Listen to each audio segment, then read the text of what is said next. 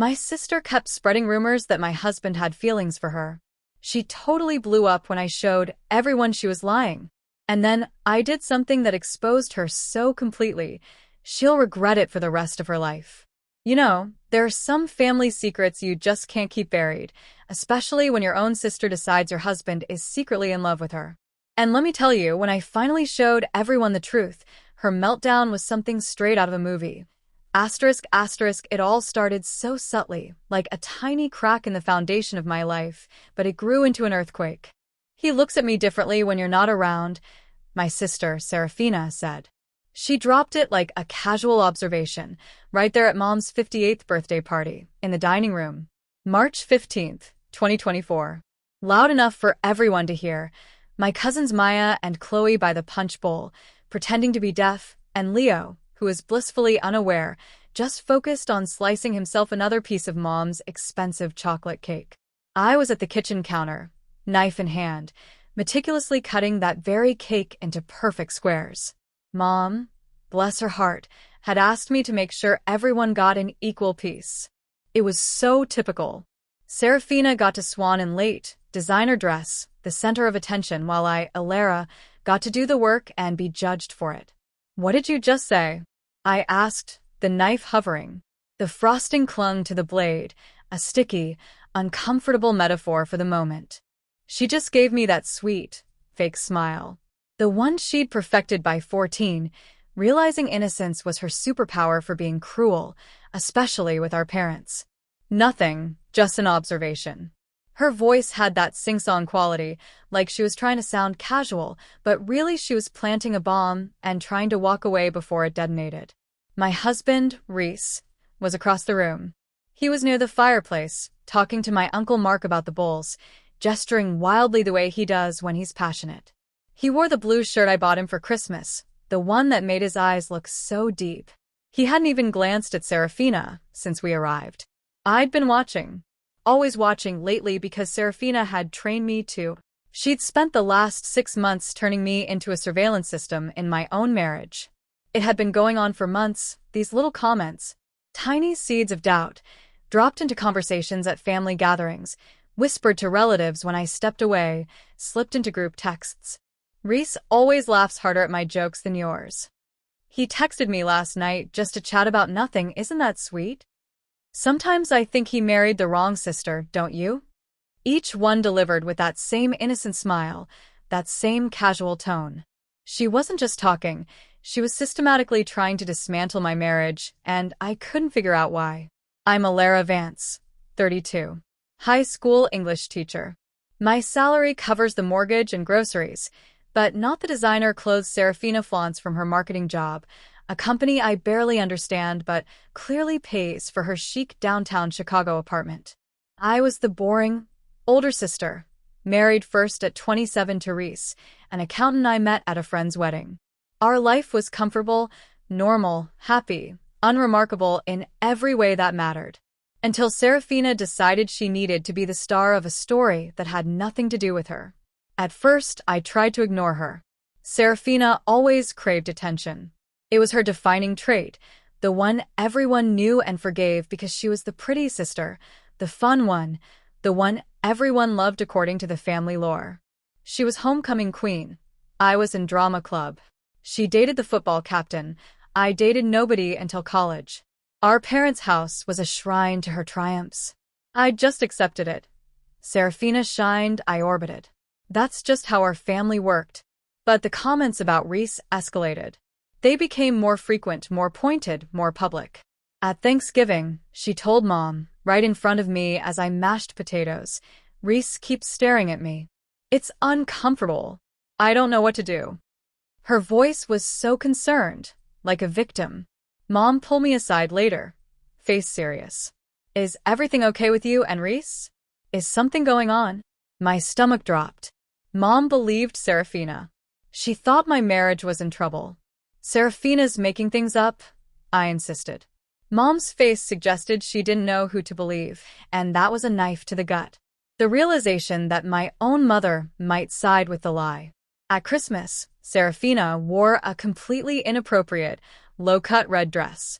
She positioned herself next to Reese at dinner, despite Mom's seating chart. She laughed too loud at everything he said, touched his arm repeatedly. Reese looked so confused, so uncomfortable, trying to subtly shift away. But she pursued him like a heat-seeking missile.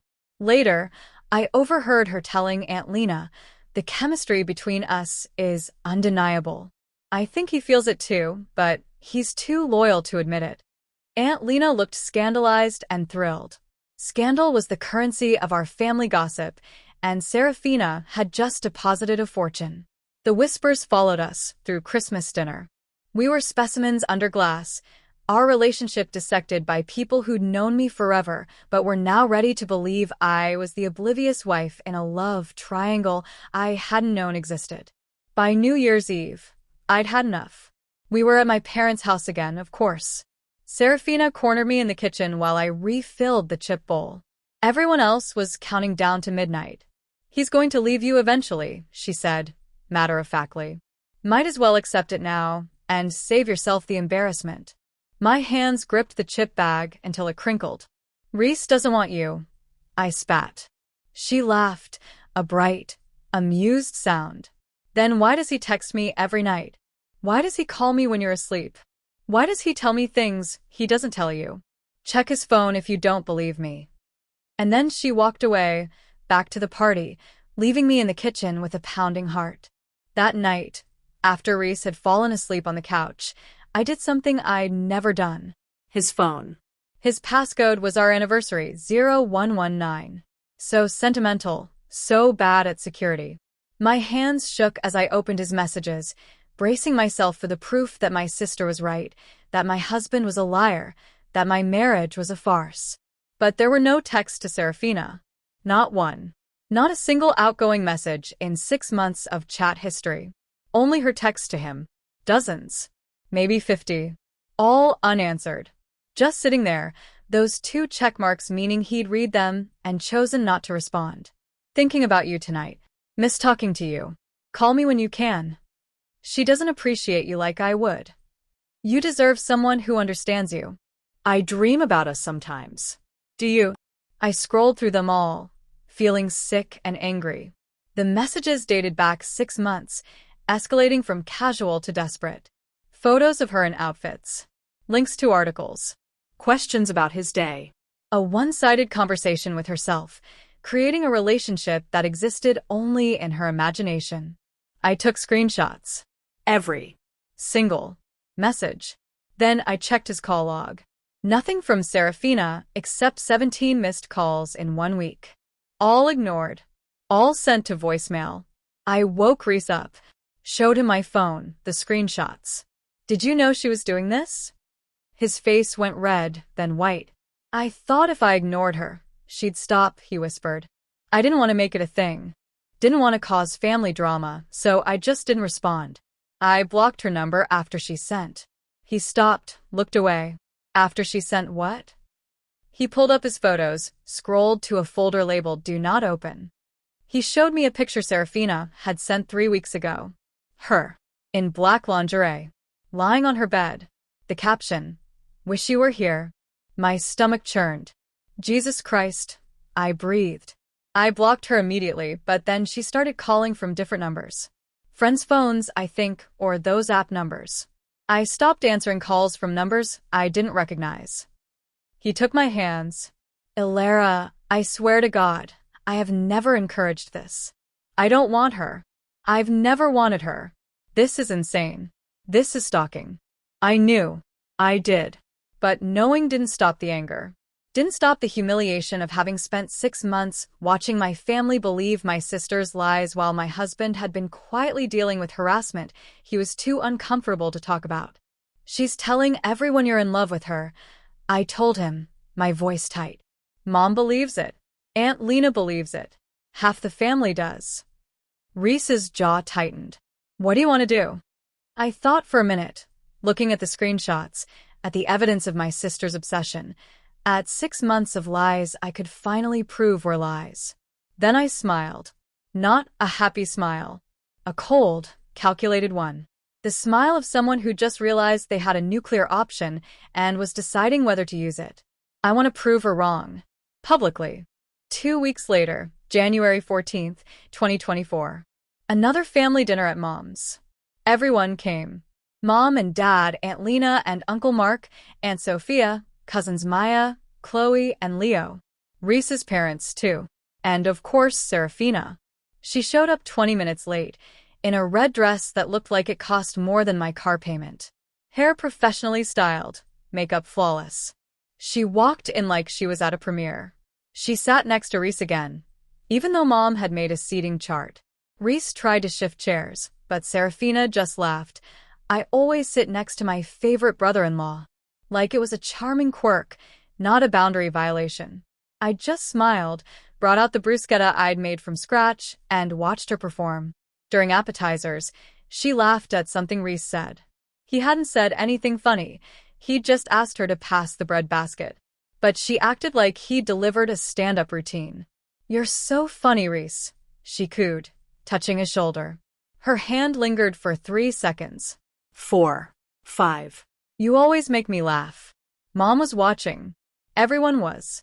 I saw the looks, the raised eyebrows, the whispered comments.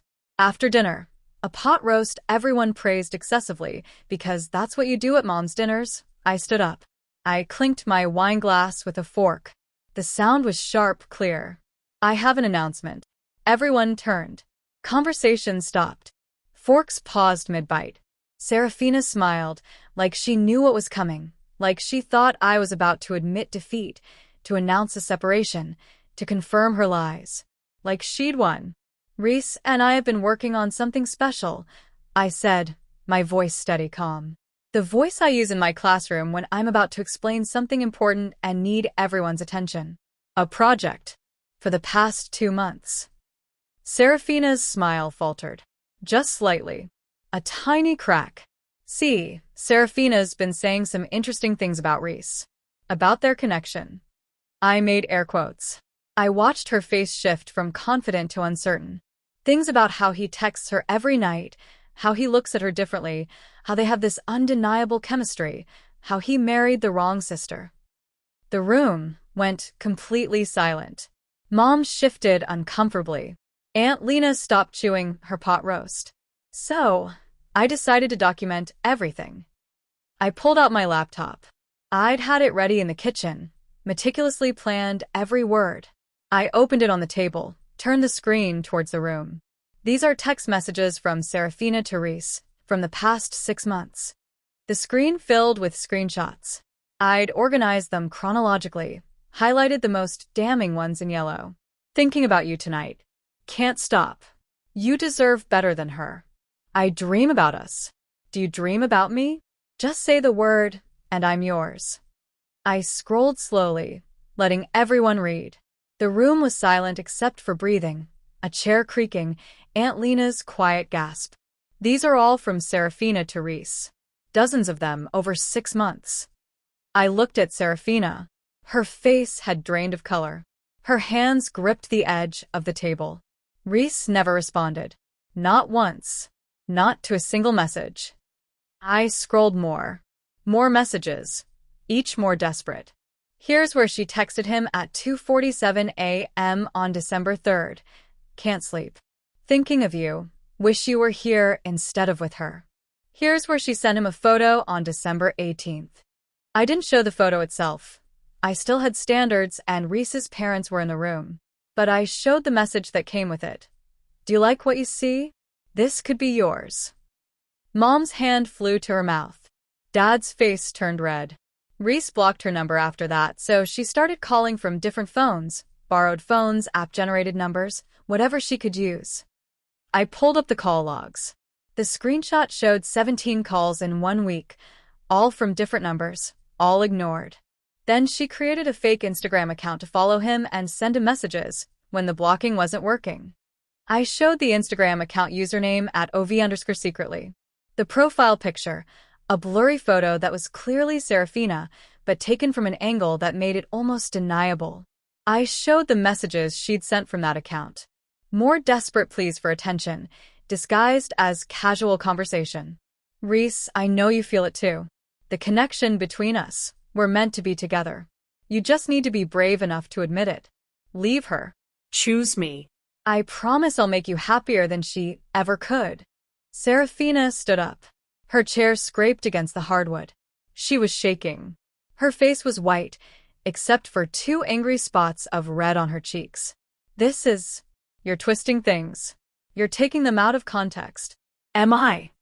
I asked, my voice still calm, still steady. Losing control now would ruin everything. Did you not tell Aunt Lena that Reese texts you every night? She didn't answer. Her mouth opened, but no sound came out. Did you not tell Mom at Thanksgiving that Reese stares at you and it makes you uncomfortable? Silence. Her hands were shaking now, her carefully applied makeup starting to run as tears welled in her eyes. Did you not tell me 2 weeks ago in Mom's kitchen that Reese is going to leave me for you? Her mouth worked soundlessly, like a fish pulled from water. Did you not send my husband a photo of yourself in lingerie with a message asking if he liked what he saw? Mom stood up abruptly. Serafina. Her voice was sharp, cold. The voice she used when we were children and had done something unforgivable. Is this true? All of it. Serafina's eyes filled with tears. Real ones this time, not the performative crying she'd perfected. I thought he gave me signals. What signals? I asked. That he existed near you? That he was polite at family gatherings? That he didn't actively run away when you sat next to him? My voice was harder than I'd intended, but I didn't soften it. The way he looked at you was confused and uncomfortable because you were harassing him. He was trying to be nice because you're my sister, and he didn't want to cause family drama. You interpreted his politeness as interest. That's not love, Serafina. That's delusion. She started crying harder, louder. The dramatic sobbing that had always worked on our parents. Her shoulders shook. Mascara ran down her face in black rivers. She covered her face, making sounds like her heart was breaking. Nobody moved to comfort her. Not Mom. Not Dad. Not even Aunt Lena, who usually rushed to defend her. Everyone just sat there, staring, processing, realizing everything they'd believed for 6 months had been a lie. Dad stood up, his face hard. Serafina, I think you should leave. Dad. Her voice was pleading, desperate, the little girl voice she used when she wanted him to fix things. Now. She grabbed her expensive designer purse and ran out. Her heels clicked on the hardwood. The front door slammed hard enough to rattle the windows. Through the window, I watched her get into her white Audi and drive away too fast. The room stayed silent for what felt like hours, but was probably 30 seconds. Then Aunt Lena spoke, her voice small. I owe you an apology. Both of you. I believed her. I'm so sorry. Mom nodded slowly, her face pale. So do I, Alara. Reese. I'm so sorry. I should have known better. I should have trusted you. Reese took my hand under the table, squeezed it hard. I squeezed back, feeling something in my chest unclench for the first time in 6 months.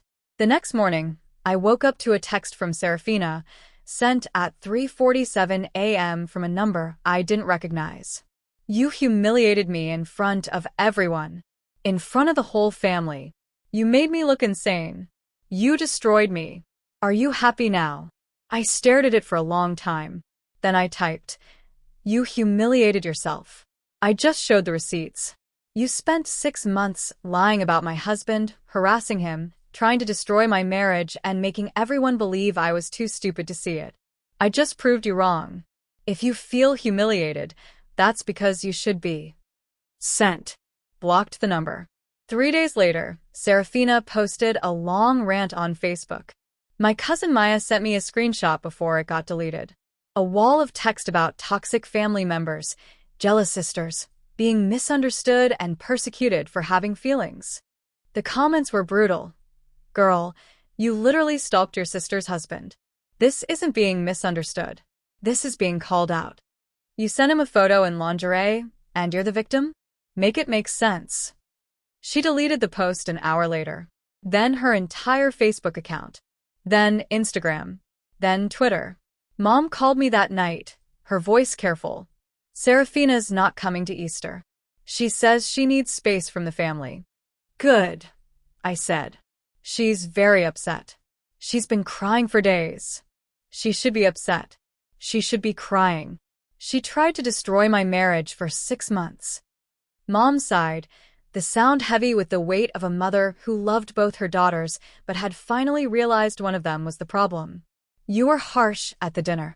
Was I? Or was I just honest? I asked. I showed evidence. Text messages, call logs, photos. Everything she did, I documented and shared. If that's harsh, what do you call what she did to me? Silence on the other end, then Mom's voice, cracking slightly. I'm sorry. You're right. I'm so sorry I believed her. I'm so sorry I doubted you. You should be, I said and hung up. Before she could try to smooth things over, or minimize what had happened, or suggest that maybe I should be the bigger person and forgive. Reese hugged me from behind, resting his chin on my shoulder. You okay? Yeah, I'm good. I smiled, turning in his arms. That dinner was brutal. Remind me never to piss you off. He chuckled. You don't have anything to worry about. You didn't do anything wrong. She did. 2 months later, it was March again. Spring was trying to arrive in Illinois with its usual mixture of rain and false promises of warmth. Serafina sent a long apology text from yet another new number, dated 11:23 p.m. on a Tuesday. Clearly written after significant thought, or possibly significant wine. She said she was in therapy now, working on herself, understanding her unhealthy patterns. Recognizing she'd hurt me and Reese and the whole family. She was so sorry for everything, and hoped someday I could forgive her and we could rebuild our relationship because family is important and life is too short, and other platitudes that sounded good but didn't address the 6 months of targeted harassment and lies. I read it twice. Then I deleted it. Blocked the number. Didn't respond. Reese found me in the kitchen later. Was that from her? Yeah. What did you say? Nothing. I deleted it. He kissed my temple. Good. Sometimes people think forgiveness is the same as healing. That you can't move forward without reconciliation. That family means you have to keep giving chances, no matter how many times someone proves they don't deserve them. But I learned something in the past 6 months. Forgiveness is optional. Boundaries are essential. And some bridges are better burned than crossed. Serafina spent 6 months trying to steal my husband, trying to convince my family I was too stupid to see what was happening, trying to make me doubt my own marriage and my own reality. I spent one dinner proving her wrong with evidence she couldn't deny. If she feels humiliated, that's not my problem. That's the natural consequence of her choices. I kept the screenshots. All of them. Backed them up in 3 different places. Not because I plan to use them again, but because sometimes you just need proof that you weren't crazy, that it really happened, that you were right to protect yourself and your marriage, even when it meant going to war with your own family. Reese and I are fine. Better than fine. The whole crisis forced us to communicate better, to trust each other more deeply, to build walls around what matters instead of leaving ourselves vulnerable. My family is different now. More careful. More aware that Serafina's version of reality doesn't always match actual reality. Mom apologized 3 more times. Dad sends me texts checking in on me. Aunt Lena invited us over for dinner without Serafina, saying, I want to make it up to you. And Serafina? She's still in therapy, supposedly. Still absent from family gatherings because she needs space, which really means she can't face what she did or the consequences. I don't miss her. I don't think about her much anymore. Sometimes I see old photos, her and me as kids, in better times before she decided my life was something she wanted to take. And I feel a ghost of something that might be sadness, but is mostly just relief that it's over. The last thing I heard through the family grapevine, which still flows even without her in it, is that she moved to Atlanta. Started over. New city, new job, new Instagram account under a different name. Maybe she learned something. Maybe she didn't. Either way, it's no longer my problem. My marriage survived. My boundaries held. My evidence proved true. And sometimes, That's all the ending you need. The proof you were right, the validation you weren't crazy, and the peace that comes from closing a door that should never have been opened in the first place.